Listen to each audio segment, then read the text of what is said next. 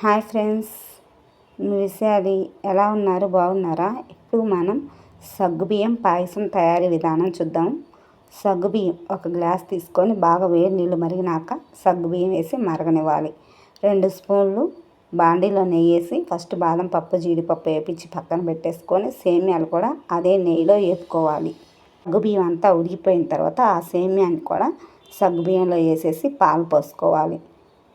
పాలు పోసుకున్న తర్వాత మనం 2 యాలక్కాయలు కొట్టి వేయాలి. చిటికెడు ఉప్పు వేసుకోవాలి. ఉప్పు వేసుకోవటం వల్ల ఏ స్వీట్ అయినా సరే టేస్ట్ వస్తుంది, అంటే చిటికెడు వేసుకోవాలి. కప్పు పంచదార కూడా వేసుకోవాలి స్వీట్కి తగ్గట్టు.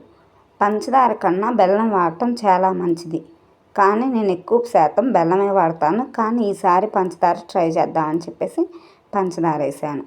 కానీ హెల్త్ పరంగా చూసుకుంటే బెల్లమే మంచిది. ఫస్ట్ 2 గిద్దల పాలు పోసాము. తర్వాత 2 గిద్దల పాలు కాచి చల్లార్చుకోవాలి.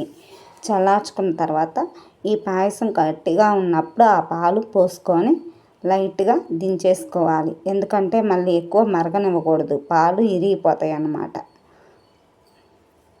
ముందుగా వేపించుకున్న జీడిపప్పు, బాదం పప్పు, కిస్మిస్లు వేసుకోవాలి.